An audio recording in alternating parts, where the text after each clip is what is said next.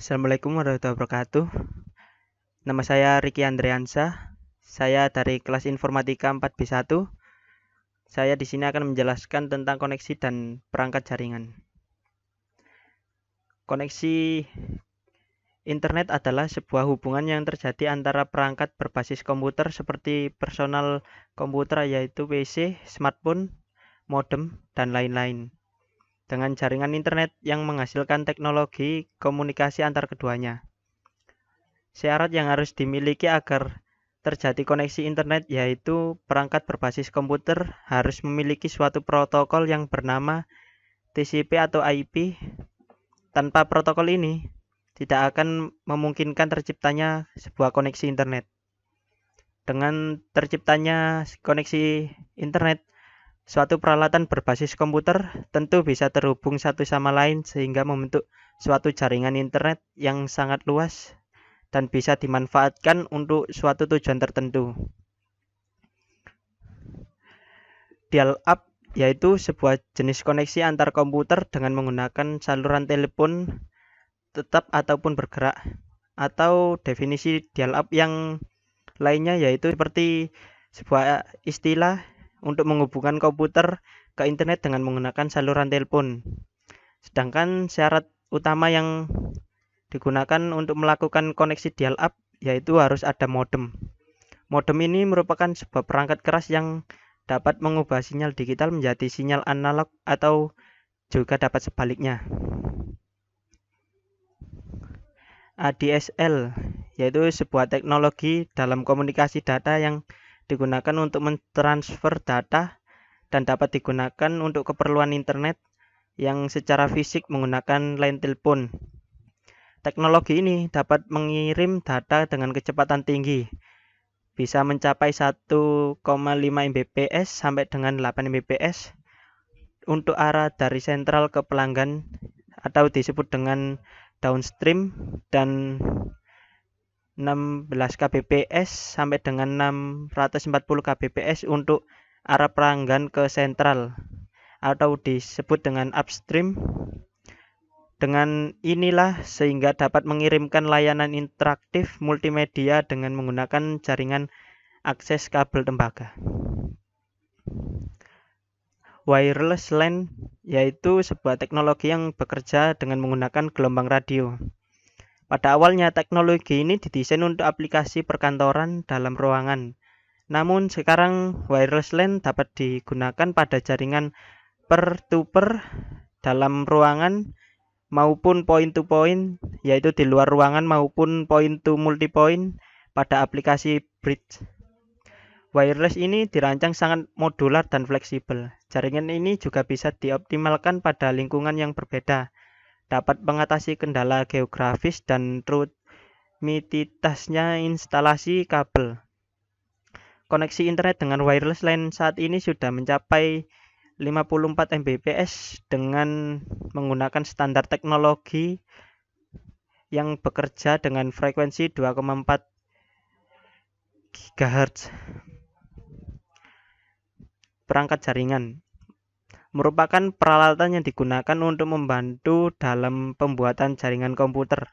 Peralatan ini dapat Anda temukan dengan mudah di toko-toko komputer dengan harga yang cukup terjangkau.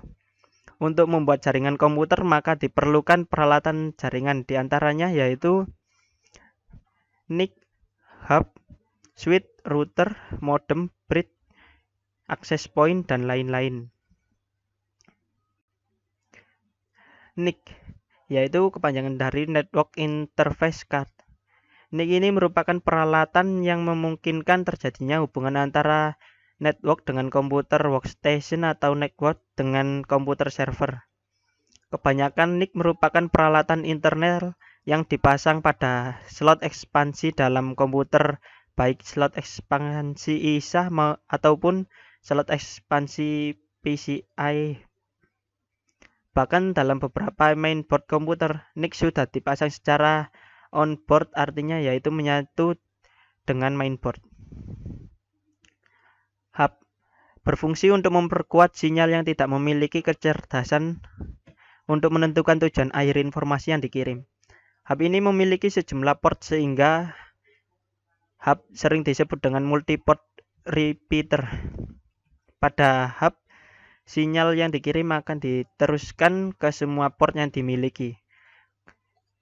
Hub hanya memiliki satu untuk semua data yang masuk dan keluar, sehingga setiap data yang harus bergantian menggunakan hub, jadi tidak ingin terjadi tabrakan.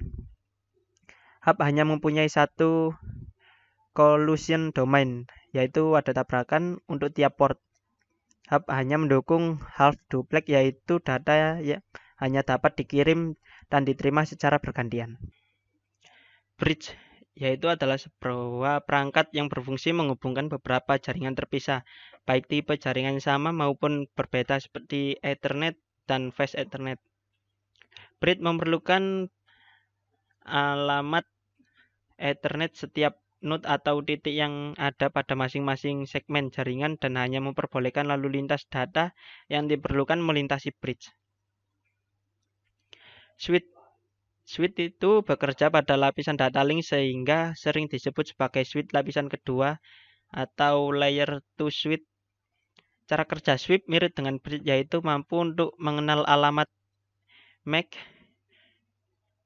Switch memiliki tabel penerjemah secara otomatis, membuat daftar alamat MAC dari komputer yang berada di jaringan dengan menggunakan alamat ini. Switch meneruskan data ke alamat MAC komputer yang dituju. Data yang masuk ke dan keluar dari suatu port dapat langsung masuk ke switch tanpa harus menunggu data lain yang melalui port lain. Hal ini dikatakan bahwa setiap port pada switch mempunyai collision domain sendiri yang mempercepat pengiriman data pada jaringan. Access point mempunyai kegunaan sebagai switch atau hub di jaringan lokal yang bertindak untuk menghubungkan jaringan lokal dengan jaringan wireless pada klien. Di access point inilah koneksi internet dari tempat Anda dipancarkan atau dikirim melalui gelombang radio. Ukuran kekuatan sinyal juga mempengaruhi area coverage yang dijangkau. Semakin tinggi kekuatan sinyal dalam satuan dBm, semakin luas jangkau jaringannya.